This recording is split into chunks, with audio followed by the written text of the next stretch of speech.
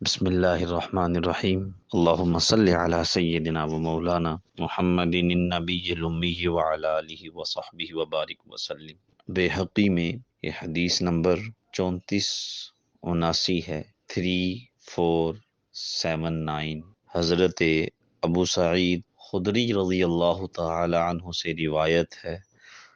وہ فرماتے ہیں کہ حضور اکرم صلی اللہ علیہ وسلم نے فرمایا، سید الشہوری شہر رمضان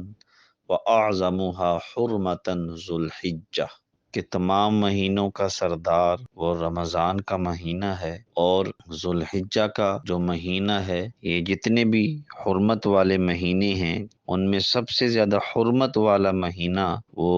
ذو الحجہ کا ہے۔ چونکہ آج یکم ذی الحجہ ہے، اس لحاظ سے اس مہینے کی بڑی فضیلت ہے۔ یہ 4 مہینے جو حرمت والے ہیں، جس کو قرآن مجید میں کہا گیا منہا اربعۃ حرم،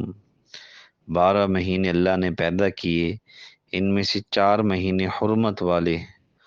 اور یہ 4 مہینوں کا احترام، ان کی عظمت، ان کی برکتیں شروع سے ہیں۔ حضور صلی اللہ علیہ وسلم کی آمد سے پہلے جو عرب کے لوگ تھے وہ ان مہینوں کا احترام کیا کرتے تھے، قتل و غارت چھوڑ دیتے تھے، چوری گناہوں سے بچنے کی کوشش کرتے تھے، اور حضور صلی اللہ علیہ وسلم کی آمد کے بعد ذو الحجہ اور حرمت والے مہینے ہیں، ان کی حرمت اسی طرح ہی ہے، اور اس کے ساتھ ساتھ ان 4 مہینوں میں سے، یعنی 4 حرمت والے مہینے ہیں، ذی قعدہ، ذی الحجہ، محرم اور رجب، ان میں سب سے زیادہ حرمت والا، عظمت والا مہینہ ذو الحجہ کا ہے۔ اور اسی مہینے میں اللہ نے مسلمانوں کے لیے ایک عظیم ترین عبادت حج رکھی ہے۔ اسی مہینے میں اللہ نے مسلمانوں کی ایک عظیم ترین عبادت قربانی رکھی ہے،